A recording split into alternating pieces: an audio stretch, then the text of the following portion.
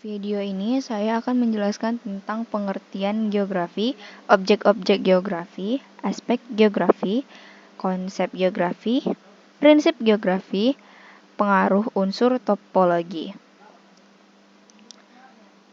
Sebenarnya apa sih itu geografi? Geografi adalah ilmu yang mempelajari tentang bumi dan segala isinya, termasuk tanah, udara, air, iklim, flora dan fauna, bebatuan, dan manusia.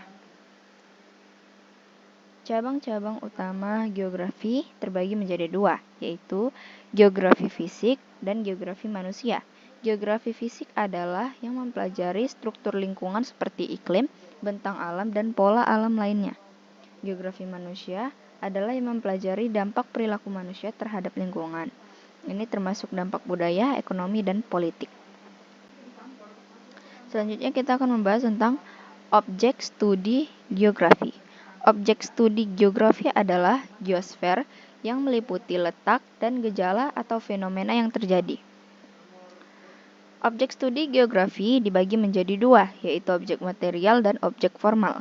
Objek material adalah semua kajian atau materi yang berkaitan dengan lapisan yang berada di permukaan bumi, sedangkan objek formal adalah yang berkaitan dengan metode atau pendekatan yang digunakan dalam mengkaji objek material.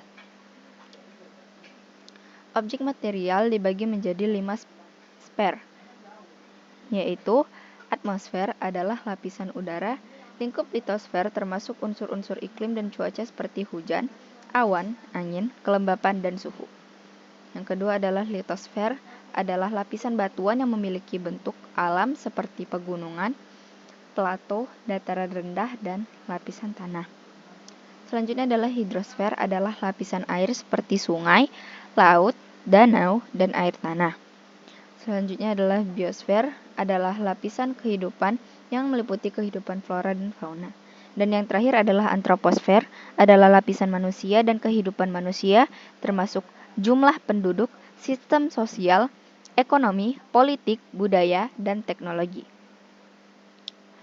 Selanjutnya adalah objek formal dibagi menjadi 3 bagian, yaitu pendekatan ke ruangan, pendekatan ke lingkungan ekologi, dan pendekatan kompleks wilayah. Selanjutnya adalah aspek-aspek ilmu geografi.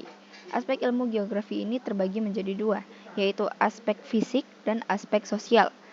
Aspek fisik adalah semua fenomena alam yang ada di bumi yang dapat diamati langsung. Sedangkan aspek sosial adalah yaitu aspek yang berkaitan dengan segala aktivitas manusia. Aspek fisik dibagi menjadi 3 bagian, yaitu aspek topologis, aspek abiotik, dan aspek biotik. Aspek topologis adalah aspek yang berkaitan dengan bentuk bumi, lokasi suatu wilayah, dan batas-batas wilayah. Aspek abiotik adalah aspek yang berkaitan dengan benda tak hidup, seperti tanah, cuaca, air, dan lain-lain. Lalu aspek biotik adalah aspek yang berkaitan dengan flora dan fauna. Aspek sosial dibagi menjadi 4 bagian, yaitu aspek kegiatan sosial adalah yang berkaitan dengan komunitas-komunitas kelompok masyarakat dan lembaga sosial. Lalu ada aspek ekonomi adalah yang berkaitan dengan kegiatan ekonomi masyarakat seperti pertanian, pertambangan, dan lain-lain. Lalu ada aspek budaya, yaitu yang berkaitan dengan pendidikan, agama, bahasa, dan lain-lain. Dan yang terakhir adalah aspek politik, yaitu yang berkaitan dengan negara dan pemerintah. Selanjutnya kita akan membahas konsep-konsep utama dari geografi. Konsep geografi merupakan hal pokok yang menjadi kekhasan ilmu geografi dalam menjelaskan berbagai fenomena geografi. Beberapa konsep geografi yaitu lokasi. Lokasi mengacu pada tempat pada permukaan bumi. Lokasi dapat bersifat absolut, yaitu persis, atau relatif, yaitu terkait dengan lokasi lain. Yang kedua adalah jarak. Adalah konsep yang mengacu pada rentang 2 lokasi. Jarak berkaitan dengan lokasi dan upaya pemenuhan kebutuhan dasar hidup. Yang ketiga adalah keterjangkauan, berkaitan dengan kondisi permukaan bumi. Contohnya adalah suatu daerah terisolasi karena kondisi permukiman bumi yang sulit dijangkau. Yang keempat adalah pola, yaitu karakteristik keterjangkauan pada berbagai fenomena geografi suatu tempat. Yang kelima adalah morfologi, yaitu yang mengacu pada gambaran suatu tempat akibat endogenik dan eksogenik. Yang keenam adalah eksogenik atau pengelompokan, yaitu yang mengacu pada suatu kondisi pengelompokan suatu wilayah yang relatif memusat. Selanjutnya adalah nilai guna, yaitu yang merupakan fenomena geografi atau sumber daya alam di permukaan bumi yang saling berkaitan antar wilayahnya. Lalu yang ke-8 adalah diferensiasi area, yaitu yang sesuai dengan karakteristik antar wilayah di permukaan bumi. Dan yang terakhir adalah keterkaitan antar ruang, yaitu yang mengacu pada derajat keterkaitan antar wilayah. Konsep ini menunjukkan keterkaitan yang tersebar antara satu fenomena dengan fenomena lainnya. Selanjutnya kita akan membahas tentang prinsip-prinsip geografi. Prinsip geografi merupakan fondasi untuk menganalisis dan mengungkap fenomena geografis di permukaan bumi. Beberapa prinsipnya yaitu, yang pertama adalah persebaran, yaitu yang menjelaskan persebaran yang tidak merata antar wilayah, baik dari segi aspek fisik maupun sosial. Yang kedua adalah interaksi, menjelaskan keterkaitan antar fenomena, baik aspek fisik ataupun sosial. Yang ketiga adalah deskripsi, memberi gambaran lebih lanjut tentang fenomena geografis.